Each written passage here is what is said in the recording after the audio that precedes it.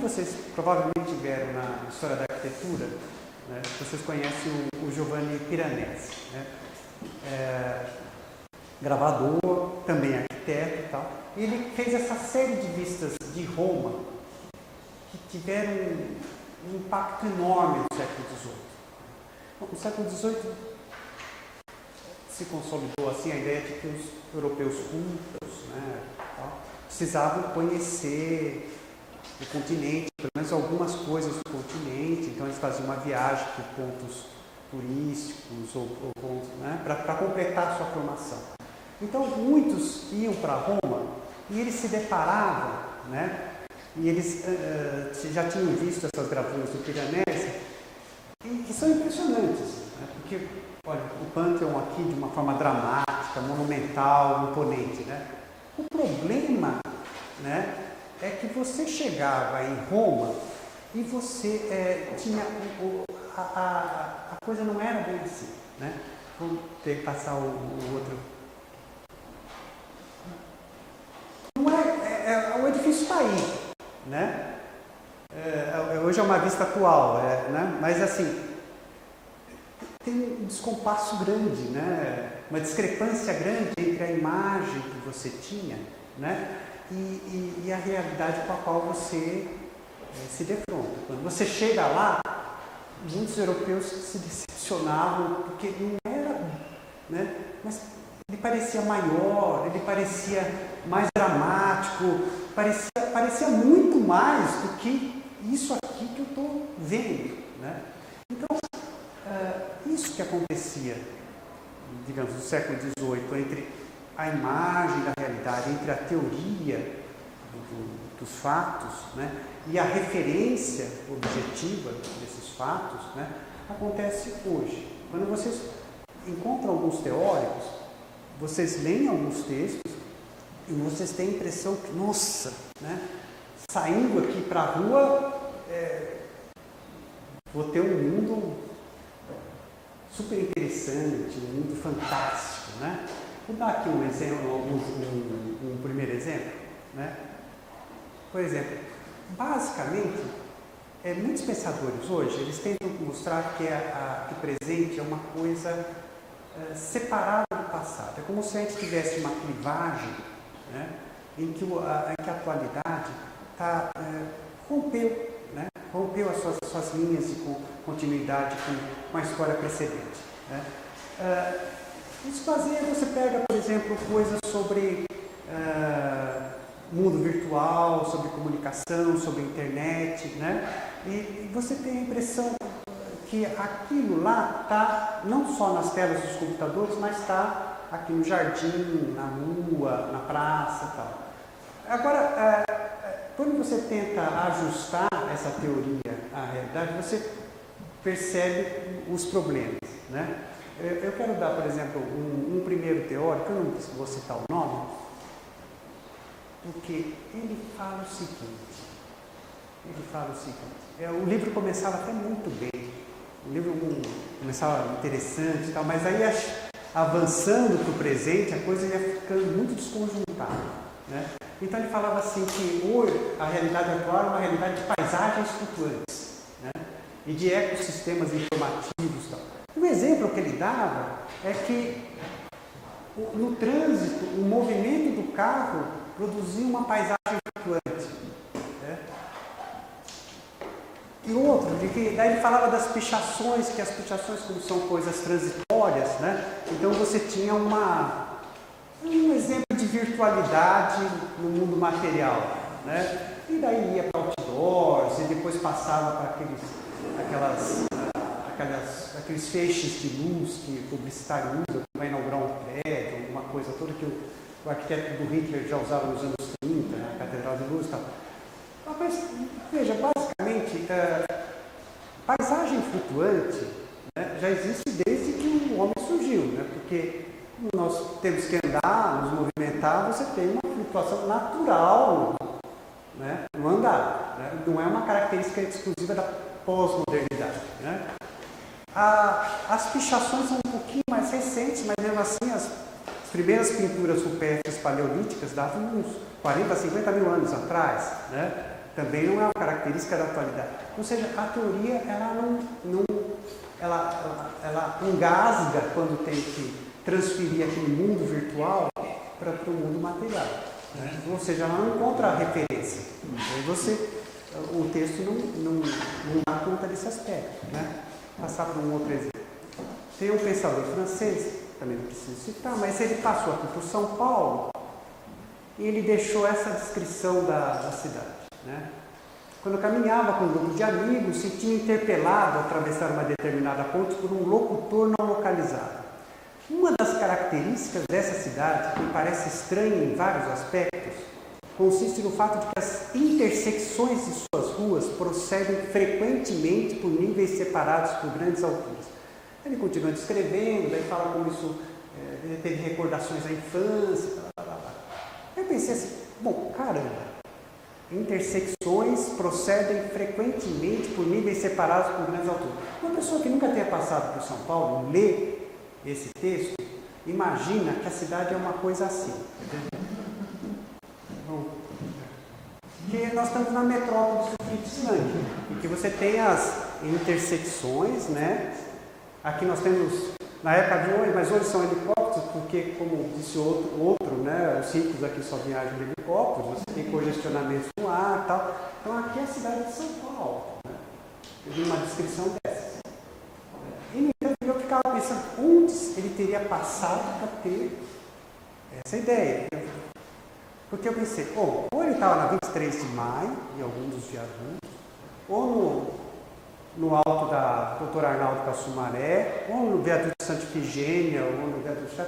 Mas é que nem no caso do Piranesi, tem uma distância aqui entre a gravura e a realidade, né? E essa distância você vai encontrar em muitos textos assim de teóricos atuais, porque você tem... primeiro, o texto nunca chega no nível do concreto, né? Falando, você nunca chega num fato concreto, você tem uma coisa sem objeto. Né? Depois, quando chega no concreto, vem o congestionamento do carro, a pichação e as intersecções a grande altura. Né? Então, primeiro, várias teorias atuais precisam ser encaradas com cuidado, né? com cautela.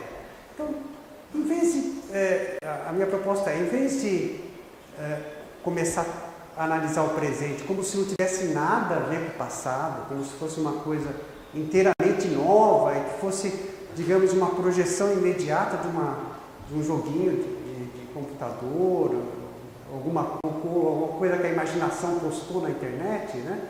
A gente retomasse alguns conceitos antigos. Né? Então eu vou retomar alguns conceitos antigos para ver se dessa maneira eu consigo chegar melhor à realidade atual. Tá?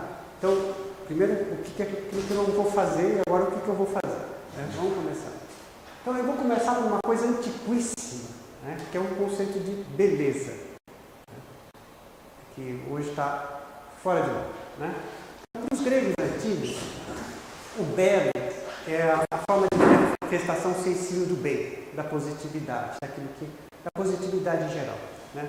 A diferença entre bem e belo, ela reside no fato de que o bem se faz ou se usufrui, ou se recebe, né? Enquanto o belo se contempla. Então, o bem é um caminho de mão dupla. Você dá, recebe, né? E o belo é um objeto de contemplação.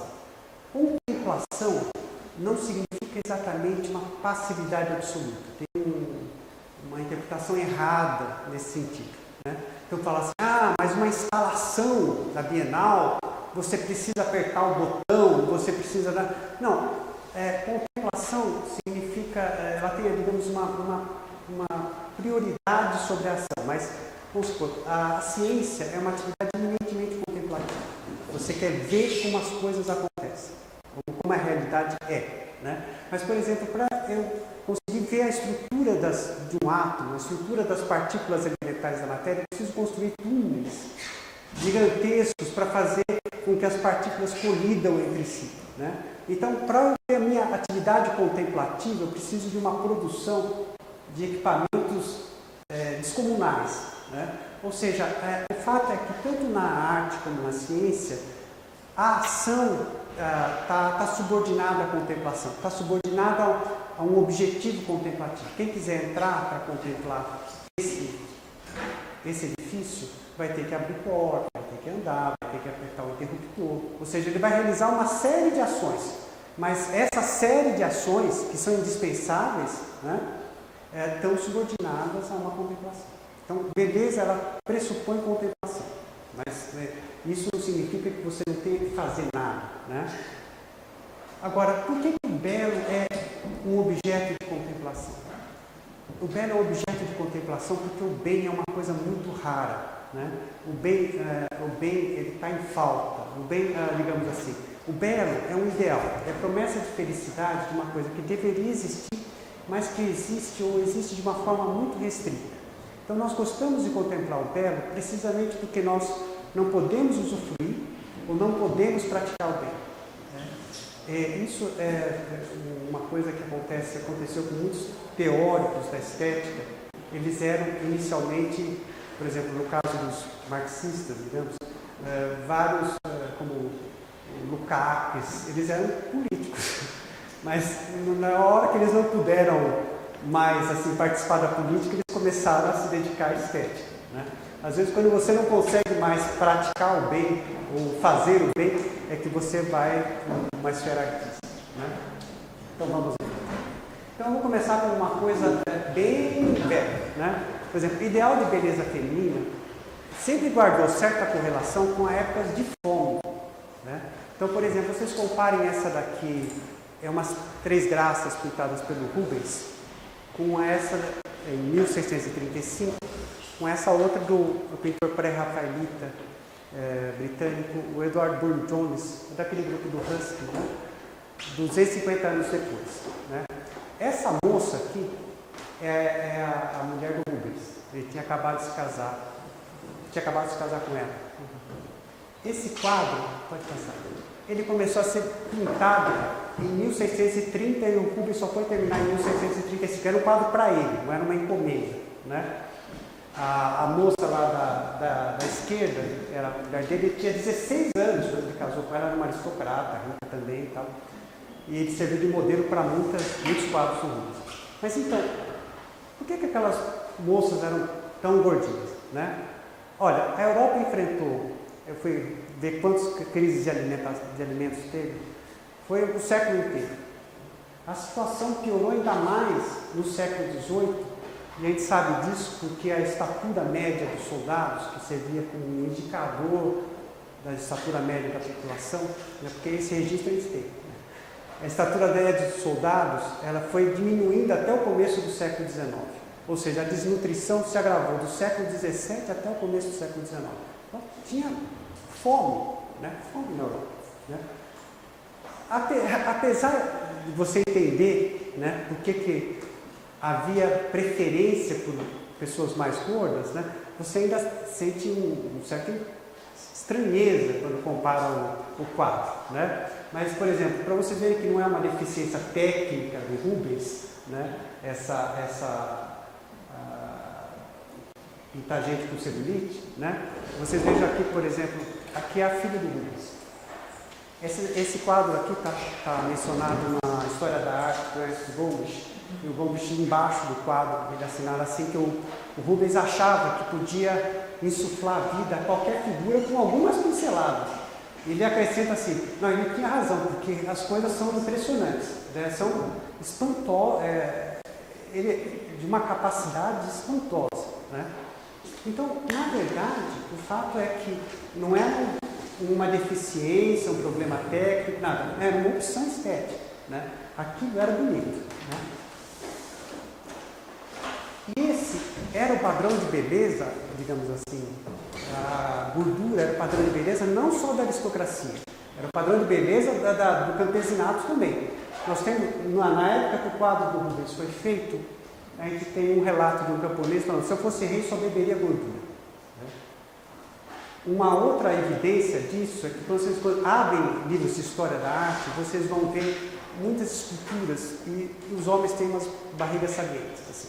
Então elas estão um pouco estilizadas, mas elas são grandes, né? Então os historiadores da arte são pessoas muito educadas, são pessoas muito polidas e eles vão colocar assim que não, é uma couraça de músculos, porque tal, são atletas, né? Isso, pessoas são deuses e tal. Olha, o fato é que era mais provavelmente uma couraça de gordura, era um manto de gordura, né? Porque aquilo não era feio, aquilo era bonito, né? Agora, quando isso começa a mudar? Começa a mudar no século XIX, quando a situação alimentar começa a melhorar, com o avanço dos transportes, né? As ferrovias, depois da navegação a vapor, você teve uma aceleração, né? Os alimentos chegavam com mais rapidez de um lugar para outro. Você tem um avanço gigantesco na conservação dos alimentos, que foi com a refrigeração, que a carne já não se estragava. Houve avanço na produção agrícola, agropecuária, com a adubação, né? com a tratorização, a mecanização. Então, por exemplo, um pintor que nem o Burne Jones, que já pintava as moças esbeltas, tudo mais, nosso conhecido aqui, o Renoir, que era um pintor de família pobre, ainda continua desenhando as mulheres mais gordinhas, né? Olha, então quem vai no MASP vai encontrar mais redondinhas, as meninas, tudo mais. Mas o Renoir ainda, ele veio de uma família bastante pobre, né? Quando a coisa evolui um pouco mais, né, no início do século XX, as atrizes de cinema, as primeiras atrizes de cinema, elas já são bem, né, a Louise Brooks, né, e tal, já são bem mais magras. Mas aí vem a Segunda Guerra Mundial.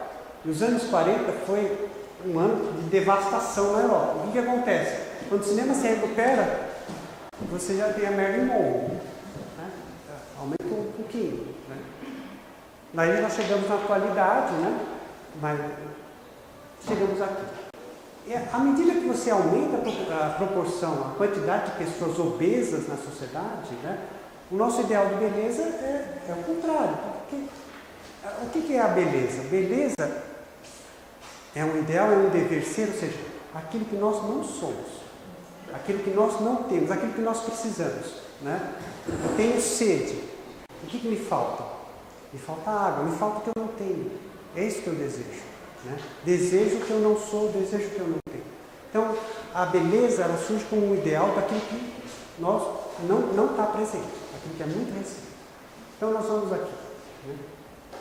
Então, nós desejamos contemplar o belo quando nós não temos ou não podemos usufruir o bem, ou não podemos fazer o bem. E a arte satisfaz esse desejo, né? Mas a arte não é só isso. A arte tem uma estrutura mais complicada do que a simples expressão do desejo humano, do que a simples expressão do dever ser. Porque a gente já sabe de cara que o ideal não existe ou existe de forma muito limitada, muito restrita, né? Então, por exemplo, você se liga à TV e tem uma comédia romântica de Hollywood passando e tal. Aí você ligou, tal, as outras coisas são... Aí você fica lá e continua a ver até o final, né? Então, os filmes, eles são bonitinhos, são bacaninhas, no final a mocinha vai ficar com o mocinho, né? Tudo certo, né? Agora, a nossa insatisfação com essas narrativas simplórias, ela decorre do fato que nós sabemos que as coisas não são bem assim, né? Nós criticamos esses filmes, não porque eles não são belos, porque nós desejamos que o mocinho fique com a mocinha. Queremos isso também. Mas nós criticamos esses filmes porque eles não são verossímeis, porque em geral a coisa não dá certo, né? Nós criticamos os filmes não é porque eles não são belos, mas porque falta feiura neles, falta realidade neles. Então o que nós exigimos da obra de arte é que ela seja mais complexa do que isso, né? A gente acha que a vida deveria ser melhor, né? Mas infelizmente não é. Então a estrutura da arte ela comporta dois polos. Um é o dever ser, né? O ideal. Ok, nós queremos que expresse isso daí. Mas o outro é o ser, é a realidade tal como ela é, tal como ela existe, né? Então, por exemplo, uma coisa da arquitetura. Quando vocês veem um palácio ou uma igreja, o que eles pretendem ser, né? Eles pretendem ser uma representação do paraíso, né? Então, por exemplo, essa citação do Santo Atanásio. No deserto não há portas, todos que lá vão têm livre acesso. A casa do Senhor, ao contrário, possui paredes e portas. Marca a diferença entre os homens de Deus e os profanos. Então, por exemplo, quem vai na igreja de São Francisco, lá em Salvador, ou nessas igrejas barrocas mineiras, você tem, isso está claro, né? Aqui você tem uma coisa assim mais simples, mais frugal, que é uma visão da cidade terrena, uma visão dos homens profanos, né? Da realidade tal como está dada para a cidade dos homens, né? Mas você passou a porta, né? Você tem, não, aqui eu estou entrando no paraíso, não tenho dúvida nenhuma. Quem teve a experiência de entrar numa dessas igrejas sabe o impacto que é, por exemplo, do lado de fora uma parede caiada, de pau a pique, daí você, aquela coisa dourada, não, aqui é o paraíso. Eu nunca tive dúvida a esse respeito de que eu estava entrando no paraíso nessas igrejas aqui, né? Então você tem essa contraposição, né? Você tem uma exposição clara do que é e daquilo que deveria ser, né?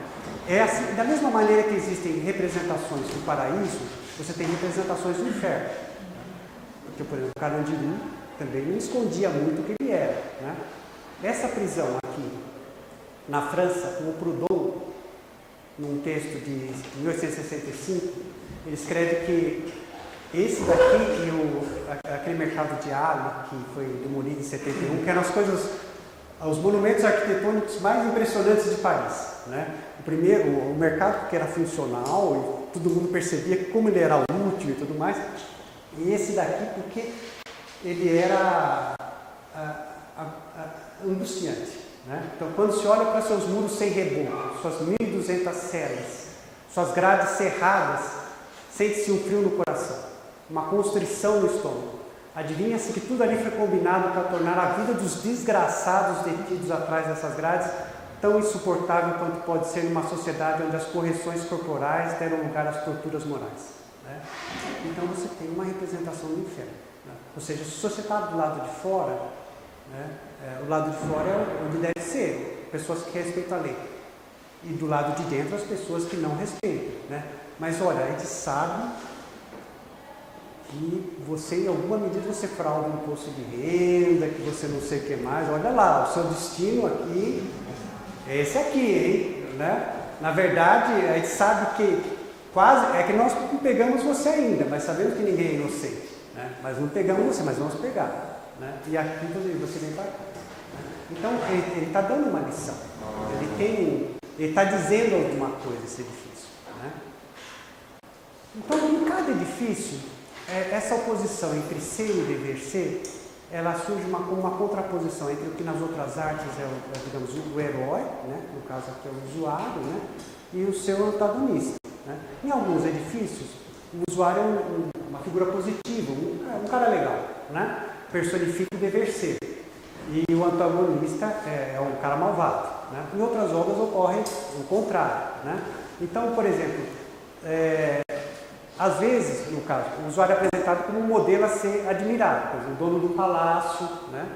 Ou um cara a ser temido, o comandante de uma fortaleza.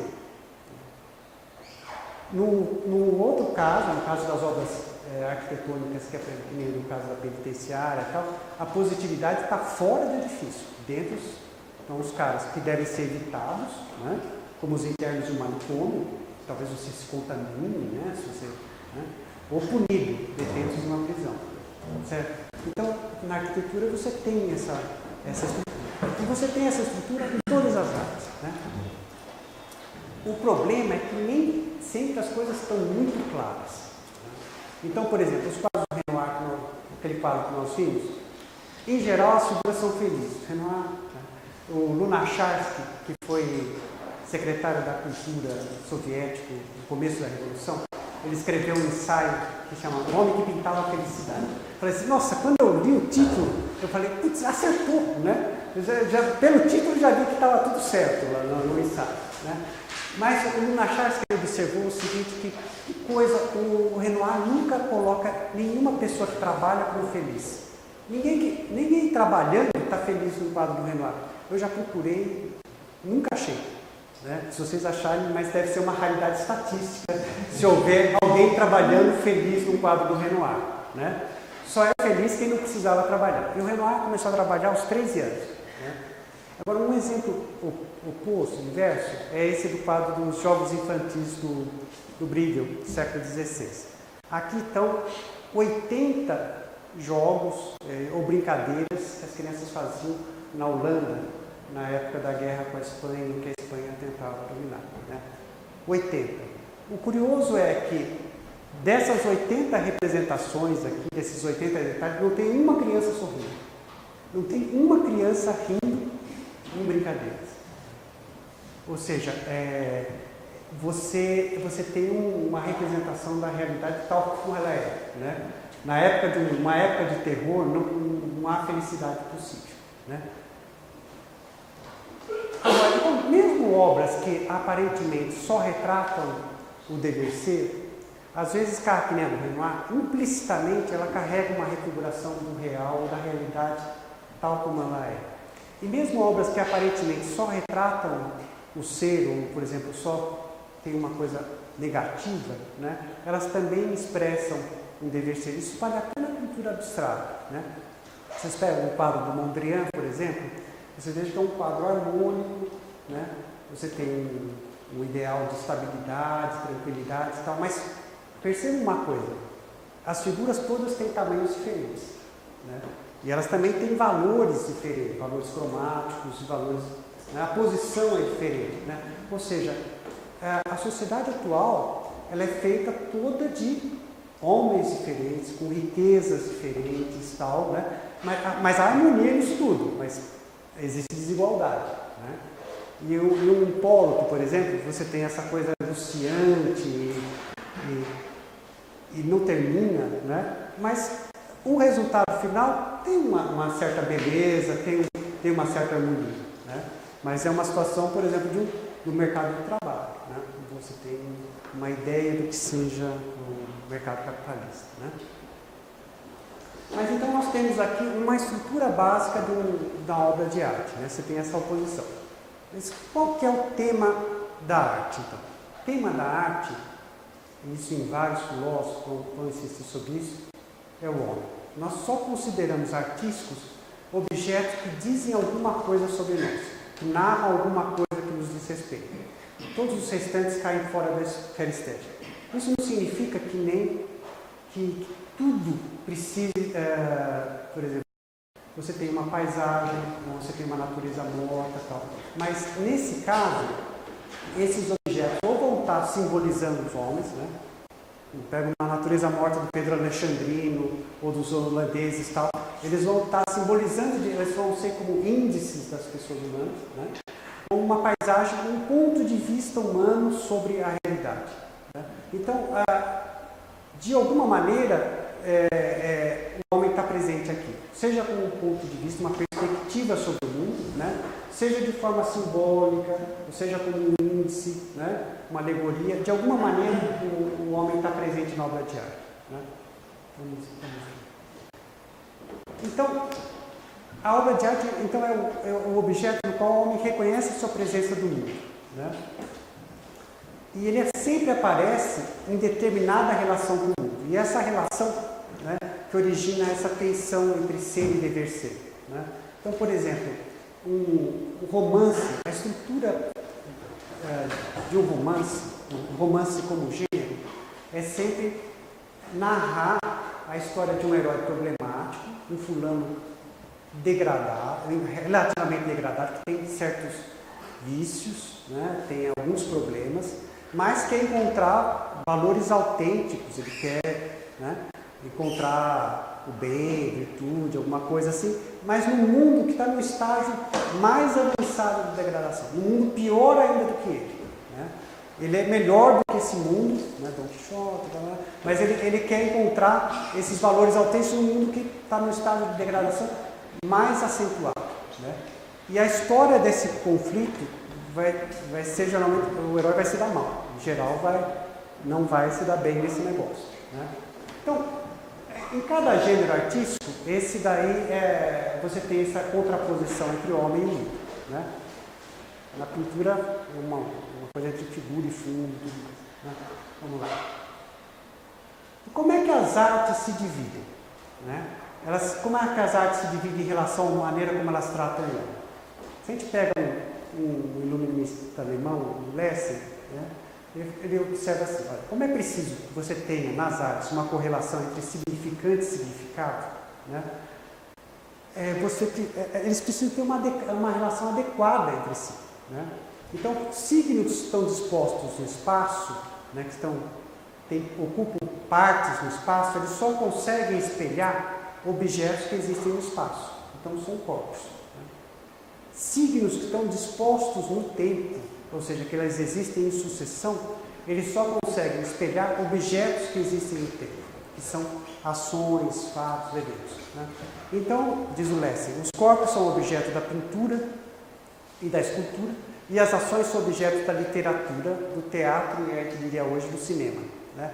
E a música e a arquitetura. A gente diria o seguinte, que ampliando, estendendo um pouco essa formulação, desenvolvendo um pouco, que as músicas expressam as paixões humanas. Né? E a arquitetura, ela expressa o mundo humano, ela reflete o mundo humano. Né? Mas como seria isso? Né? Vamos ver aqui, esse filósofo Alain, ele tem observações muito interessantes assim, sobre a arquitetura.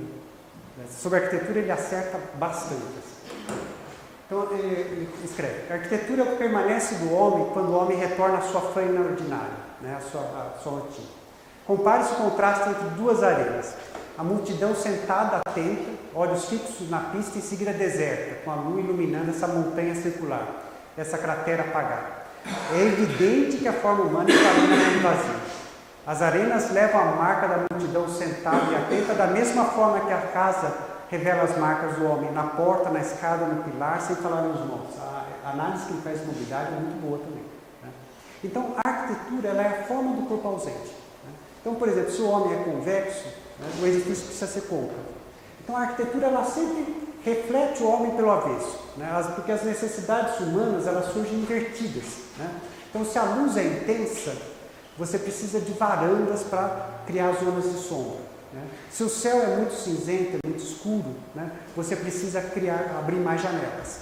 Se o terreno é caro, como nas cidades, você precisa construir edifícios com sacadas. E assim por diante. Né? Então, aquilo que você não tem, né, vai determinar né, o que você vai fazer, né, o caminho que o artista vai seguir. Né? Então, por exemplo, isso aqui, embora, por exemplo, é claro que isso não é uma escultura, não é uma pintura, mas o lugar onde o lugar ocupado pelo homem, ele é um signo do homem, ele serve de signo do homem, ele pode espelhar o homem. Né? Vamos. Por quê? O Ortega y Gasset, ele fala assim, que a forma, ela resulta da cristalização, da sedimentação do comportamento humano. Né? Você vai caminhando e aquilo vai definindo um caminho. Né? Você vai, né, fazendo, aquilo vai como criando uma estrutura do seu lado, que aquilo lá é o seu reflexo. Que nem a colmeia da abelha, né? Cada coisa dessas, né? O formigueiro, cada coisa dessas reflete. Nada disso é idêntico ao ser que criou. Né? Mas, por exemplo, a colmeia não se parece com uma abelha, mas é um reflexo do ser abelha. Né?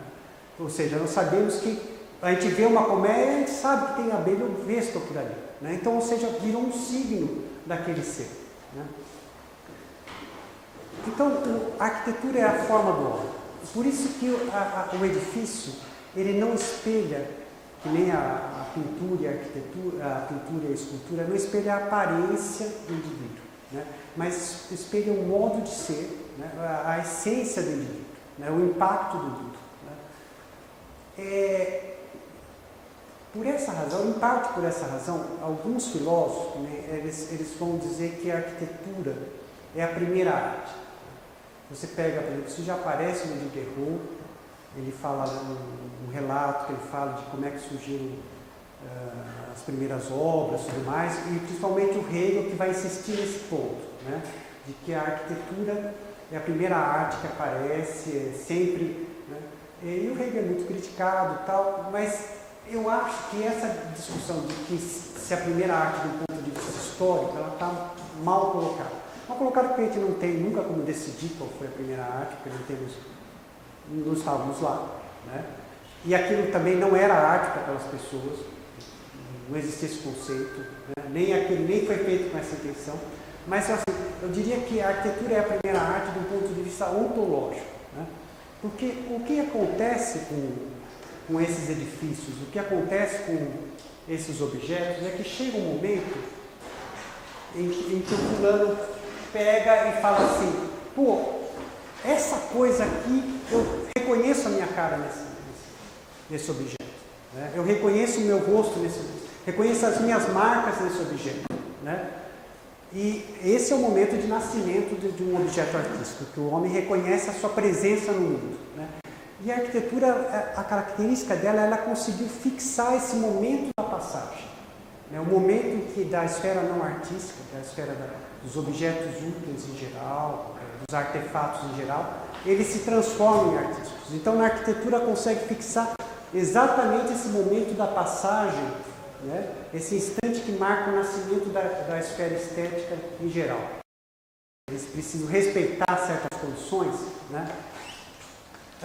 O fato é que essas condições, né, elas são os caminhos com os quais você consegue espelhar a presença humana, né? Então, por exemplo, solidez e utilidade, como o Trulli fala, né, são condições de existência, né?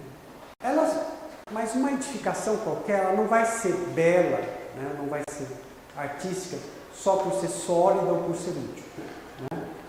Mas ela se torna sólida ou se torna útil quando ela aproveita essas condições e usa essas condições, que são produtos humanos, para mostrar a presença humana, né? Mas só para esclarecer, por exemplo, o fato de que só uma coisa útil em si não é bela, né? A gente pode utilizar um objeto, por exemplo, estou utilizando isso daqui para dar uma aula, né? Mas enquanto eu estou utilizando esse objeto, eu não estou olhando, né? Mas às vezes entram pessoas aqui, né, ficam admirando e tal, pedindo informações, tal. Uma coisa é usar, né? Os alunos chegam, sentam, tudo mais, eles bem prestam atenção, né? Mas entra um visitante, ele já se comporta de outra maneira, né? É outro tipo de comportamento. Utilizar é uma coisa e contemplar é outra. Porque, por exemplo, para contemplar, a pessoa vai entrando, não é que ela não esteja agindo, mas ela está subordinando as suas ações ao objetivo de observar tudo mais, né? E aqui eu nem olho para o teto, né? As lâmpadas estão aqui, mas não estou nem vendo, né? Então, são comportamentos distintos, né, que você tem em relação ao mesmo objeto. Então, por exemplo, você entra numa igreja, está chovendo, você vai se proteger. Você não vai aproveitar esteticamente, você só quer não ficar molhado, né? Mas depois de um certo tempo, você levanta e começa a olhar as pinturas, o altar e tudo mais, né? A mesma igreja, ela é percebida de modo diferente se ela é vista como um bem, uma simples construção, né, que vai satisfazer um valor de uso material, no caso ali, vai me proteger da chuva, né? Ou se ela é vista como um signo, ou seja, um objeto que vai comunicar alguma coisa, né? Eu, por exemplo, como um turista daquela igreja, aquela igreja vai me dizer alguma coisa que eu não sei ainda, né? Então, uma coisa é você olhar o objeto como um bem, né? Por exemplo, essa caneta aqui, ela serve só para escrever, né? Outra coisa é olhar esse objeto como se, nossa, essa caneta foi desenhada por não sei qual arquiteto, ou não sei qual designer, e com base em não sei o que, qual história, e blá, blá, blá, blá, né? Com tais e tais inovações. A mesma caneta vai dizer alguma coisa para a gente, né? Então, toda construção, ela carrega em si várias possibilidades expressivas, né? Porque a sua existência constitui sempre um sintoma da presença humana, né? O que o arquiteto faz é se converter esse sintoma, que é uma coisa consciente, né, forma involuntária, num signo destinado a uma outra pessoa.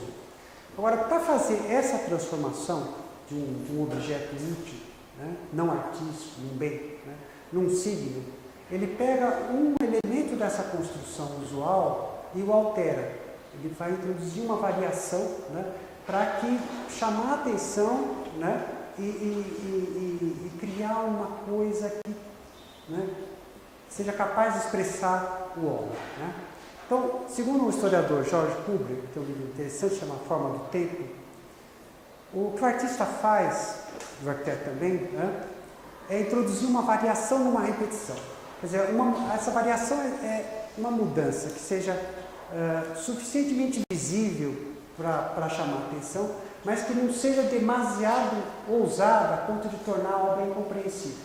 E não faça a obra demasiado ousada a ponto de que aquilo seja considerado como um erro, um equívoco. Né? Olha, vocês vejam aqui. Quando vocês introduzem uma variação, essa variação ela se destaca, né, como uma figura do fundo. Então, por exemplo, vários edifícios iguais, esse daqui vai nos chamar a atenção. Né? Ou, por exemplo, quando você muda o contexto funcional do objeto. Né? Aquilo lá, um linol, tem aqui. Né? Então, nem prestamos atenção nele, mas você tira do seu contexto funcional, dá um outro nome, fonte e tal, e aquilo vai chamar a atenção. Então, é uma variação. E você pode variar de muitas formas. Né? Você pode variar a matéria, a forma, tudo mais. Né? Então, a arte, ela sempre começa no detalhe, né? Sempre começa numa mudança pequena, né? Mas que vai chamar a atenção. Tem uma história que autores russos gostam de citar, né? Que é de um pintor que às vezes a transliteração é Briuzov, às vezes é Briulov, nunca tenho certeza. Mas é a história que estava lá o pintor com seus discípulos, né? Estavam pintando uma paisagem e tal. Aí o Briuzov chegou, viu o quadro, ficou bastante satisfeito, daí falou para o aluno: você permite que eu dê uns retoques aqui? Né? Tá. Daí vai o Briuzov lá, começa a dar uns retoques, né? E o aluno fala: nossa, o senhor só retocou o quadro e ele mudou completamente de figura, né? E o Briuzov falou assim: eu apenas retoquei o quadro, mas a arte começa esse apenas. Ele começa nesse detalhe, nessa mudança, nessa variação. Porque antes não era nada, mas agora começou. Né?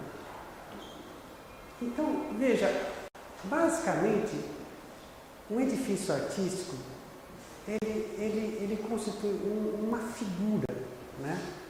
Se destaca de um fundo de coisas que, por várias razões, não falam com a gente. Né? Ou não querem falar, né? ou nós não falamos com eles, mas de qualquer maneira é uma figura que ganha significado para a gente de um fundo de edifícios que não nos dizem nada, que de certa maneira não refletem o nosso rosto, nós não nos identificamos com ele. Né? Mas esse fundo constitui um cenário onde a pessoa vai pegar os seus elementos, vai pegar. Não existiria essa figura artística sem esse fundo. Né? E vocês notam uma coisa, como à medida que o fundo vai mudando, né, como os edifícios vão sendo reavaliados.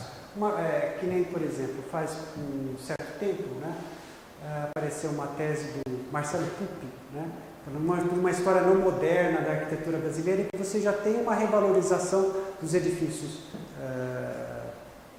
ecléticos. Né? Porque, de certa maneira, coisas desse tipo vão ficando cada vez mais raras.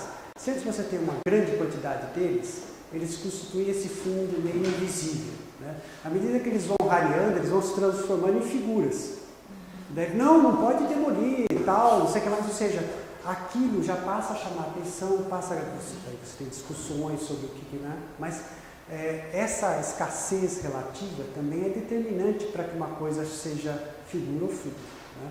À medida que a arquitetura moderna se dissemina, ela vai se transformando em fundo também. Né?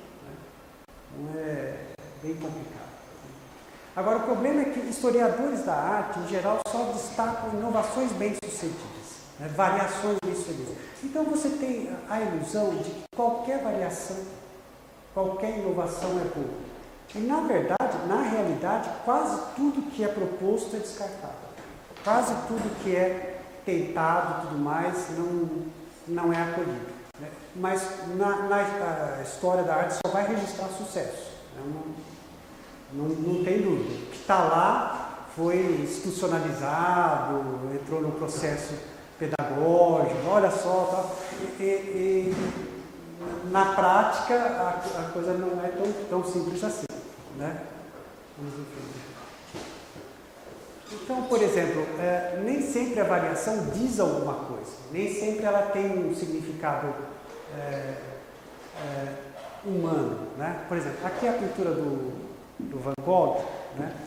O Van Gogh ele retrata, digamos, ele quer mostrar, ao retratar pintores camponeses com feições batatas, mostra como o modo de vida das pessoas, como o modo como as pessoas vivem, ela determina o que elas são. Agora, o quadro do Arcimboldo é uma brincadeira, né? Na verdade, ele pega um agricultor, um hortelão, e ele vai fazer um hortelão com as hortaliças, né? E a coisa é assim, né? Tanto que ele só inverteu aqui. Aqui é a tigela e aqui estão as hortaliças. Que bacana, né? Um hortelão feito de hortaliças, mas o significado humano disso é zero, né? Não resulta uma coisa assim, mas uma brincadeira infantil. Agora, como é que o arquiteto vai trabalhar? Segundo o Diderot, né, a primeira coisa que acontece é a dimensão. O primeiro aspecto que é mobilizado é a dimensão, né? Não é nem tanto outros aspectos formais e tudo mais. Essa pedra aqui, essa paleta, ela representa a vitória do faraó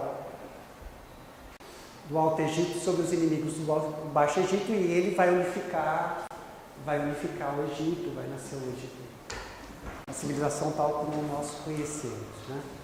Agora, esse sistema de representação egípcio, o sistema de representação frontal, né, ele é muito coerente, porque se o faraó é mais importante, ele precisa ser maior que as outras pessoas, né?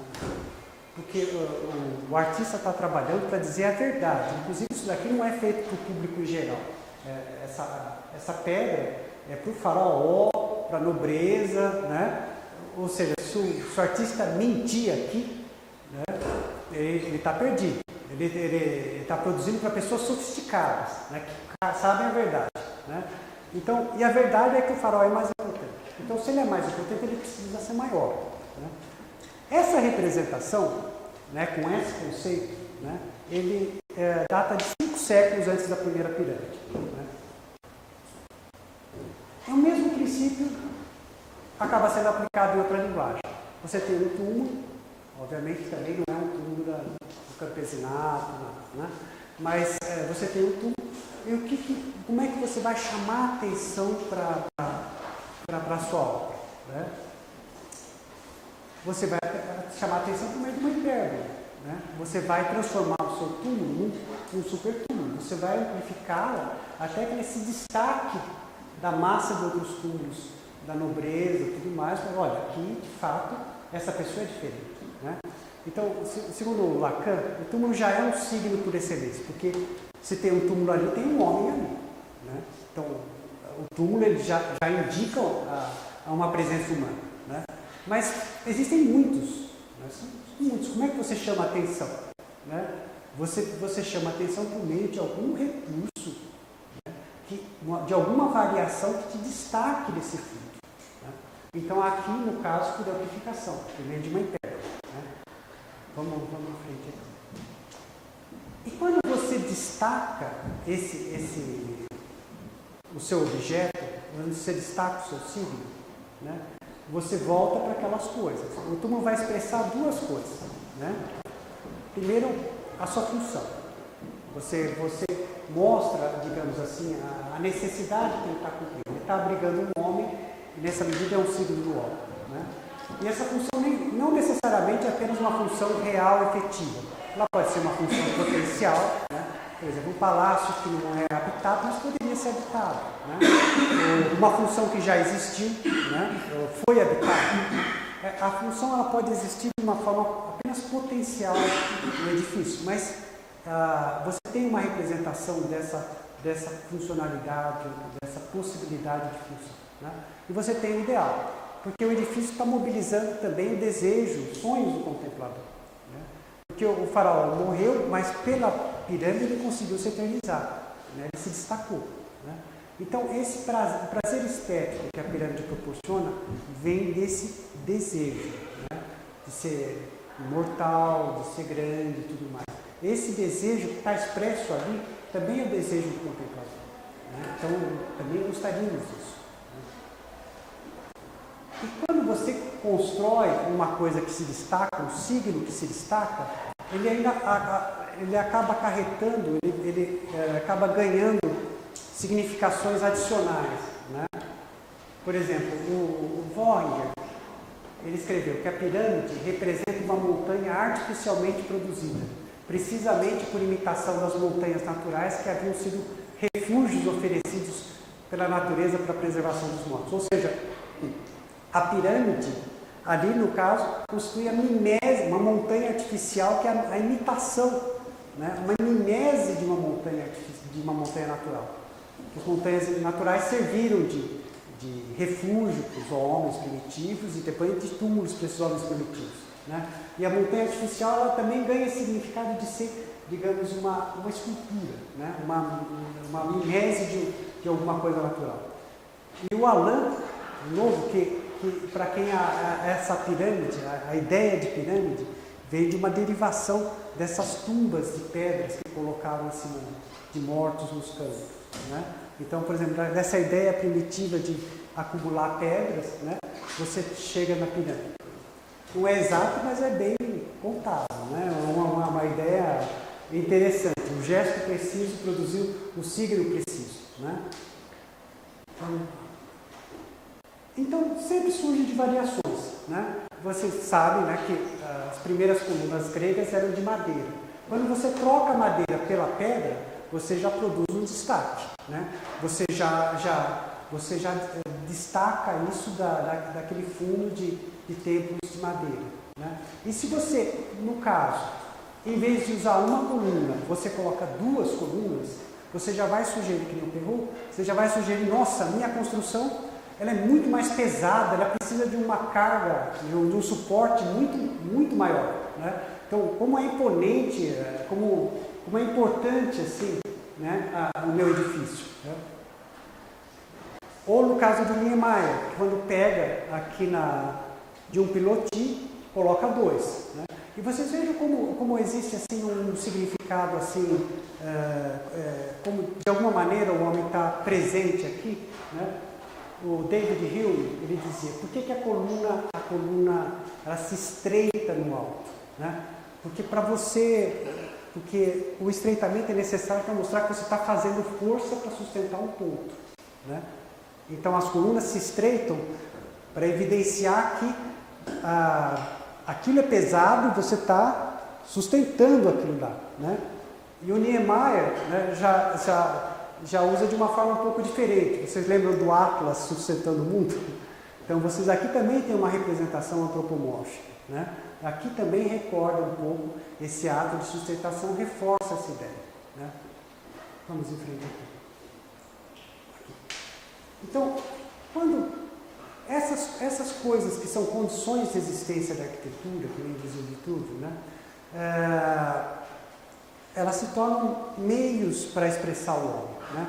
O Hegel dizia, por exemplo, né, que no templo grego, né, você precisa do edifício, você precisa sustentar esse edifício. Então, você tem uma contradição vertical entre o pesar e o sustentar. E essa contradição ela é resolvida por um edifício horizontal, né?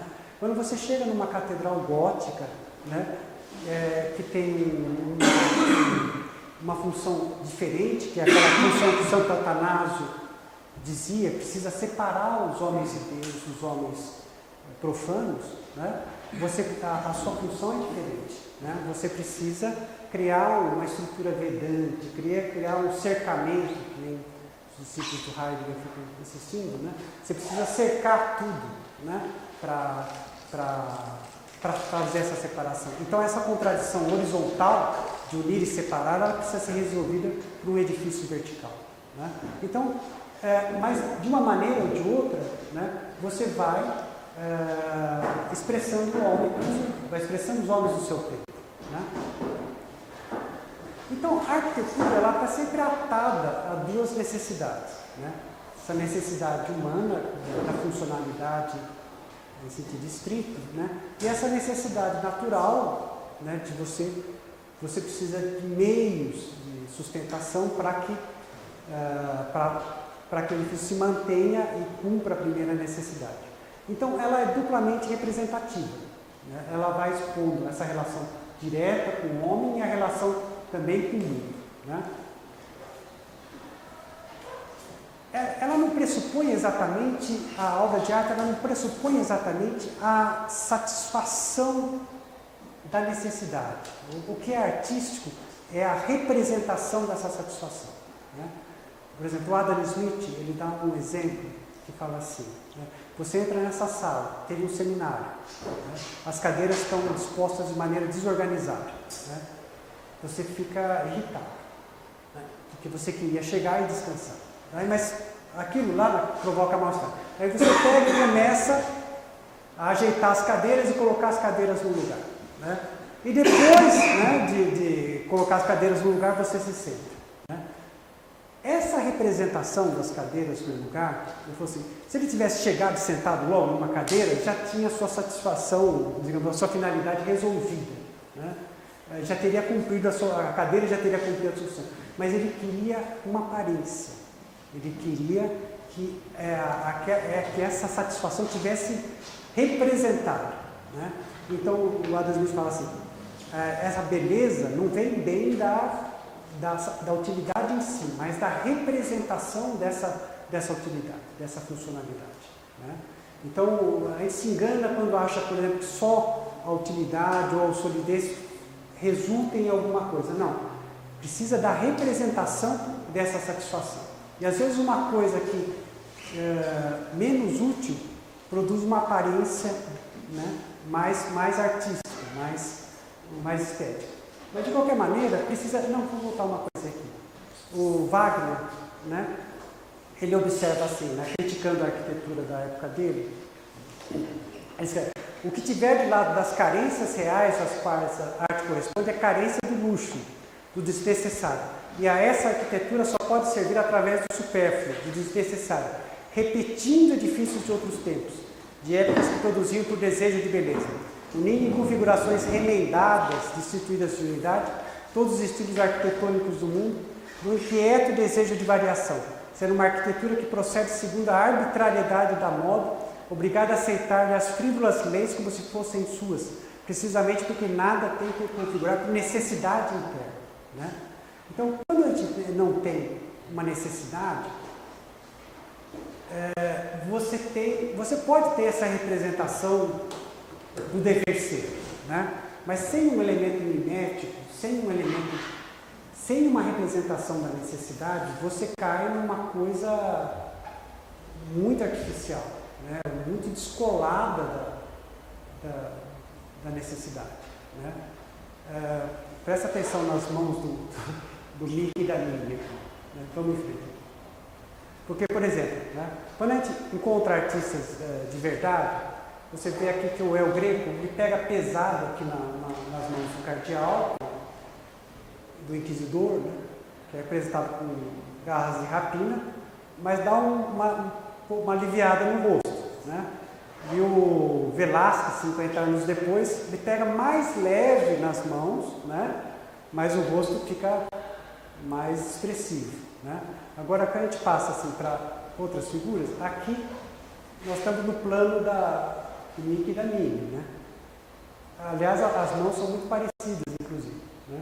Agora, as mãos do André, né, elas já são mais expressivas. Aqui você tem, no Libertin, você tem uma imagem de um cara que domina o mundo. Não tem dúvida. Mas aqui você tem realidade. Você tem um elemento mimético poderoso. Eu coloco isso daqui porque esse edifício, eu nem olhava para ele. Eu passava como ele me parecia um bolo, né, cheio de chantilly e suspiro, eu não conseguia nem olhar, eu passava direto, assim, né, quando ia estudar alguma coisa de história da arquitetura, tudo mais. Aí um dia, eu estava numa palestra e um arquiteto estava falando assim que ele tinha recebido um programa para construir um teatro que ia ter apresentações de ópera. E ele falava assim, vocês sabem, né? Vocês sabem como é difícil esse programa e tal, né? Porque ele tem 3 níveis. Aqui tem a entrada, né? Aqui vai ter bilheteria, hall, tudo mais, tal. Depois aqui tem a plateia, né? E aqui vai ter aquelas coisas de acústica, tal. E aqui o fundo precisa ser mais alto por causa dos guindastes, aquilo que vai sustentar, ter aquela movimentação toda, tal, né? E é complicado, né? E o máximo que eu conseguiria seria levantar esse pedaço para essa altura, mas eu não consigo levantar isso daqui para cá. Então, no máximo, vai ficar parecido uma botinha ortopédica. Eu falei assim, como é que eu escondo isso aqui? Eu levei um choque quando ele falou, como é que eu escondo isso aqui? A primeira coisa que eu... Nossa, a primeira coisa que eu fiz quando eu cheguei em casa foi abrir o livro. Eu falei, nossa, agora eu estou vendo. Agora eu estou vendo, né? Eu não conseguia ver esse edifício. Agora eu estou vendo a primeira parte, estou vendo a plateia e estou vendo o fundo, né? Eu nem via o que estava aqui no prédio. Me atrapalhava essa ornamentação toda, me dificultava.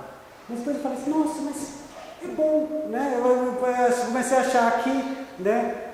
Se eu pudesse eu limpava isso daqui e tudo mais, mas assim, tirava o chantilly e tal, mas eu falei assim, nossa, mas isso daqui, daí passei a ver o do Teatro Municipal também, de outro jeito, falei assim, nossa, gostei, né? Mas a solução do arquiteto, não estou dizendo que esteja errada, mas foi uma coisa assim, que ele resolveu tudo, né? Vamos ver no slide seguinte. Ao estilo de Niemeyer, a solução dele era essa, né? E eu também não acho que esteja errado isso, né? Você tem uma função do todo, um sólido geométrico só, você vai resolver tudo, né? Mas só que, como eu me enganava, né? Achava que antes aquilo lá era o fim do mundo, né? Mas não, eu acho que você tem vários caminhos, né, para resolver as coisas. E você pode expressar, às vezes, a função das partes, você pode expressar as funções do todo, né, de uma maneira. Né? Quando é que o edifício se torna belo? Né? Porque você convive com muitas construções todo dia. Né? Você vai comparando. E aquelas que, de alguma maneira, repetem a sua imagem, né, ou aquilo que você acha que deveria ser, elas vão sendo distinguidas por você, vai sendo colocado, não, esse daqui é bacana. Né? Agora, se ele é considerado belo por um indivíduo só, né, essa avaliação morre com esse indivíduo. Né? Precisa ser belo para uma comunidade, ou seja, precisa ser belo para uma coletividade. Né?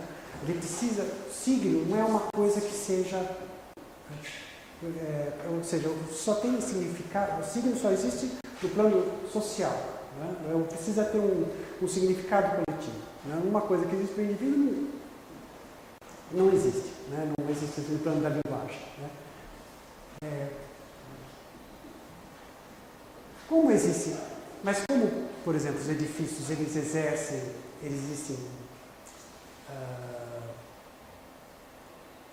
uma função política. Né? Eles servem a funções ideológicas. Né? Eles dão visibilidade ao poder. Eles inspiram medo, admiração com as fortalezas.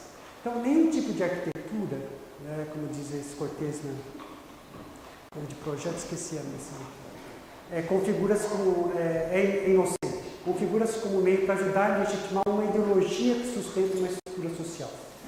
Mas o que eu quero insistir é que a arquitetura não é só um discurso ideológico. Né?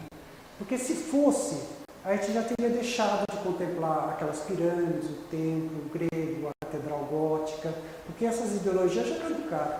Né? Quer dizer, se fosse só isso, né, elas não fariam parte do nosso passado, da nossa formação como uma história da humanidade. Né? Quer dizer, outras obras, outras artes podem ter plateia áreas mais restritas, né? Mas a arquitetura não. A arquitetura, como existe no espaço público, ela já está submetida de imediato à crítica de esse prédio é uma droga, né? Você, de cara, você está exposto, sem querer, você não está dentro do museu, você está fora, né? Então, as ideias arquitetônicas, elas não podem ser ideias de algumas pessoas, elas precisam ser ideias de todos. Então, nesse sentido, a arquitetura ela precisa expressar uma consciência da coletividade, uma consciência da sociedade naquele momento, né? Isso já está na Bíblia, né? Então, por exemplo, quando é que interrompe a construção da Torre de Babel? Quando os homens deixam de ter uma linguagem comum, né? Ou seja, se você não tem nada em comum, a arquitetura não sobrevive. Se as pessoas não têm alguma coisa que as unifique, não existe arquitetura. Nesse momento não existe. Elas não são capazes de produzir um edifício, não conseguem chegar de acordo, né? Então, lá, no começo da Bíblia, você já tem, olha, o limite da arquitetura é esse. Você precisa de alguma coisa que seja comum, de uma razão, né, de um logos, né, que seja comum aos homens, né? Agora vamos chegar numa parte mais recente, né? Isso não significa que a distribuição dos edifícios seja uma coisa democrática, né? A arquitetura ela também acompanha a distribuição da riqueza. Classes sociais que detêm o controle do Estado são as grandes produtoras de arquitetura, né? As grandes proprietárias de bens artísticos, porque elas dispõem não só do recurso para adquirir, mas também do ócio para usufruí-los, né? E também porque elas precisam deles para legitimar os seus projetos políticos, né? Então, se a gente divide a esfera econômica em três grandes áreas, que nem está naquele livro do Gary Stevens, lá, o círculo privilegiado, mas se a gente divide a esfera econômica, né, em três departamentos produtores de bens, meios de produção, meios de consumo para as classes trabalhadoras, tá? Meios de consumo para as classes dominantes, é óbvio que o campo artístico se concentra só no consumo da classe dominante, né?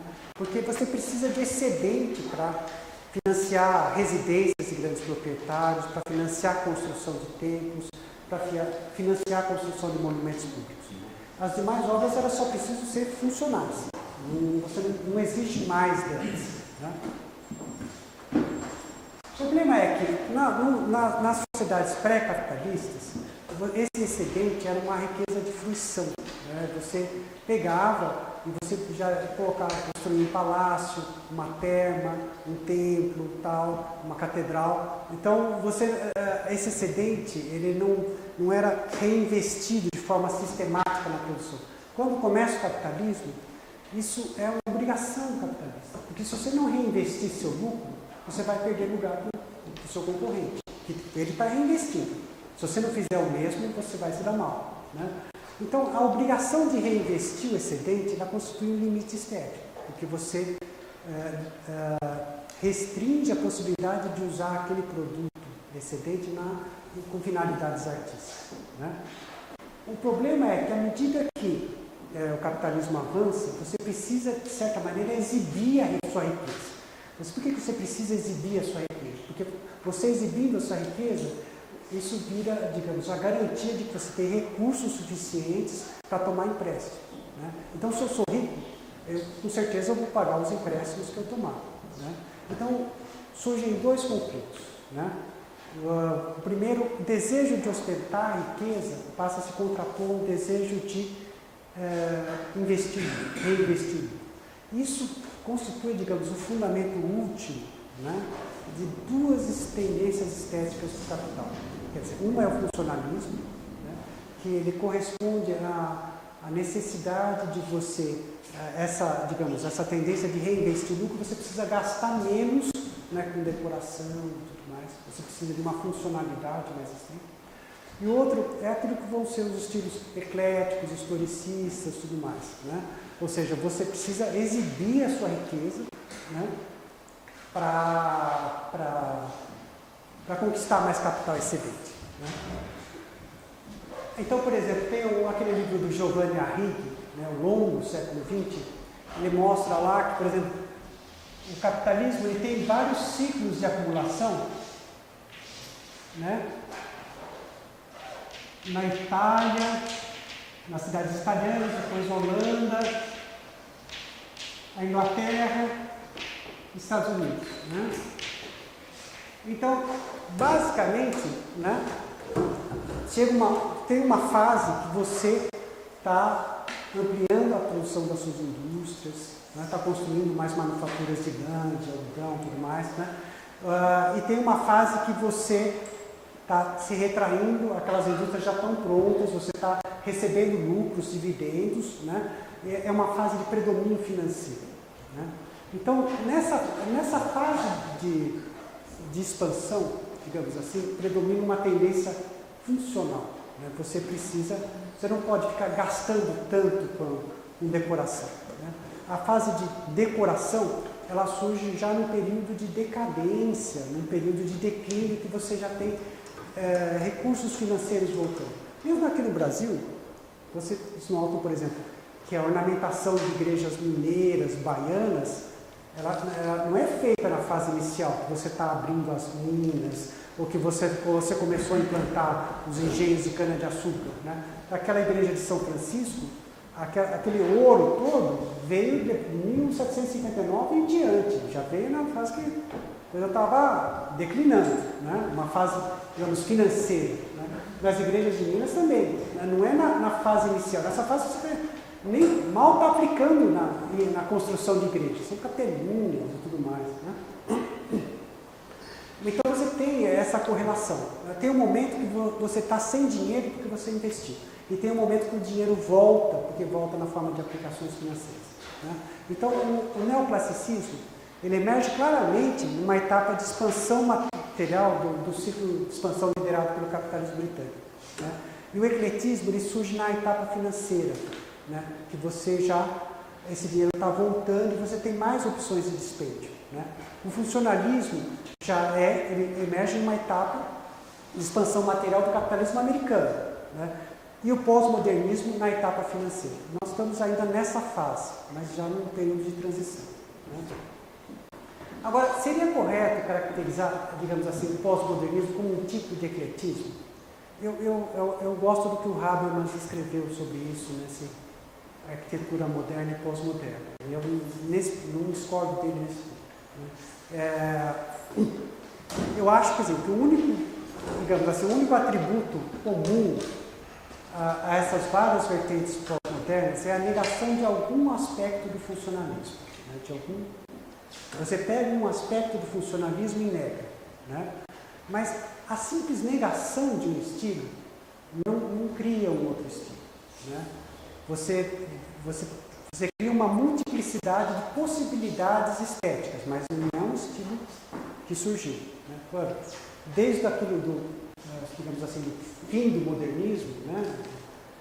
Já se passaram 40 anos, foram 4 décadas e a gente ainda não tem um estilo pós-moderno. Tinha o Charles Shakespeare tinha escrito uma coisa recente, eu esqueci de colocar, mas ele tinha identificado 7 correntes pós-modernas.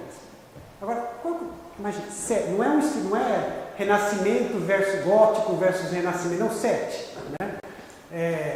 Agora, qual é a diferença, digamos assim, entre o Heitor de Mello, que devia ter talvez mais do que 7, né? Ele usava o Francisco I nos quartéis, o Luís XV nas casas, Luís XIV e Luís XVI em outros edifícios públicos. Ou seja, não estamos distantes disso. Né? Você não tem um estilo pós-moderno. Né? Então você tem maneiras diversas de ornamentar, de adornar um edifício. Isso não significa que a ornamentação seja ruim. Né? Olha, por exemplo, aqui é o funcionalismo clássico. Né? E esse daqui é o pós-moderno. Eu estou colocando esse exemplo porque eu acho bacana esse daqui. Esse edifício retorcido, né, me vê a impressão assim de que alguma coisa do tipo assim, tem alguma coisa errada aí. Olha, nesse caminho de vocês tem um negócio que não está dando certo. Né? Tem uma negatividade implícita aqui, né, que vem de não é uma ruína, mas... Né, tem uma ruína construída aqui. Ou seja, o que vocês estão fazendo tem um problema aí. Né? Mas tem muita coisa que eu acho pavorosa, né? De onde vem, digamos, esse impulso decorativo? Pode ter coisas boas e tem uma quantidade de porcaria, né? Em parte vem desse ciclo atual do capitalismo financeiro americano, mas também tem uma tendência estrutural, né? Porque você tem uma mudança na divisão social do trabalho que favorece isso, né? Vocês sabem, por exemplo, que por causa da concorrência, você precisa estar sempre reduzindo, né, a sua força de trabalho. Né? Então, por exemplo, vamos supor que isso aqui sejam proprietários, né? Aqui seja pessoal empregado em serviços e tudo mais, né? Comércio, e aqui trabalhadores produtivos. Quando você aumenta a produtividade, o que você faz é demitir esse pessoal, né? Uma parte desse pessoal. Né? Mas como os capitalistas fazem isso daqui, você não percebe, né? No começo você só aumentou o seu lucro, a impressão é essa. Mas esse pessoal deixou de consumir, uma parcela desse consumo desapareceu. Né? Ou seja, uma parte das pessoas dessa sala parou de comprar coisas. Isso volta para os capitalistas, né? Volta para os proprietários, estão vendendo menos, né? Precisamos investir mais em publicidade, ou precisamos, né, criar mais pontos de venda, ou precisamos aumentar a oferta de crédito. Então, aquele pessoal que trabalhava na produção, né, é recontratado para trabalhar em esfera de comércio, crédito, publicidade. Então, você vai tendo, aos poucos, uma terceirização da sociedade, porque o fato é que aquelas pessoas não eram só empregadas, elas eram seus compradores. Naquele fenômeno dos shopping centers, que a Diane Girardo trata naquele livro dela de arquitetura contemporânea. Né? Quer dizer, o shopping pode ter se tornado um tipo paradigmático de construção do final do século XX. Tudo de museus e universidades reproduz a organização dos shopping centers. Né? Eles são quase os panópticos da classe média, né? Porque a vida pública ali é concebida como um movimento passivo ao longo de espaços controlados, onde as únicas arenas de escolha ativa são a seleção de alimentos e as compras. Quer dizer, comer, comprar e divertir-se. O shopping é quase a versão contemporânea do paraíso, do Jardim do Éden. Né? Você só tem felicidade lá. Né? Então, essa sociedade de consumo, né, essa sociedade em que a terceirização vai abocanhando uma parcela cada vez maior, ela precisa de uma arquitetura mais chamativa, ela precisa de uma arquitetura de apelo publicitário. Né? Porque a concorrência ela vai se deslocando para o plano da imagem. Né? Você deixa um pouco coisas ligadas às estruturas, estrutura portante, estrutura de geração, mas você precisa de materiais, dimensão, forma, inusitadas. Né? Tinha um arquiteto daqui, ele estava falando que tinha sido convidado a participar de uma empresa que trabalhava com lojas de shopping, né? Daí ele estava reclamando, mas você está querendo... a gente vai produzir um negócio com esse material barato, mas você está louco, né? A loja, o dono, precisa reformar de 2 em 2 anos. Se ele não reformar a loja dele de 2 em 2 anos, ele está ferrado. Né? Então você vai gastar uma fortuna para uma decoração que você vai ter que trocar daqui a 2 anos? Não dá. Né? A coisa ela vai ter que ser trocada, ela tem finitude. Né? E não é uma coisa para a eternidade, você vai ter uma obra para você. Isso daqui é um negócio que tem que ser barato, né? E tal. Eu fico um pouco espantado. Mas, então, a prioridade é essa aparência, porque aí é que está a concorrência, né? A concorrência de uma sociedade de consumo. Né? Agora, então, o fundamento desse ecletismo atual, digamos, reside nesse descolamento em relação à funcionalidade, né? Que você tem várias possibilidades, mas são possibilidades de chamar a atenção, mas muitas vezes muito descoladas da necessidade, né? Sem referência ao negócio. Né? Então, essa disjunção entre ser e parecer que constitui para mim um limite estético. Porque eu acho que, por exemplo, Podia citar muita gente, mas o Gadani, que faz mais sucesso uns tempos atrás, o edifício só se transforma numa obra de arte quando ele mostra, né, a sua relação com o homem e com o mundo, com a paisagem. Né? Porque se ele não apresenta essas coisas, né, ele não comunica nada. Né? Ele não comunica, pelo menos, nada de significativo.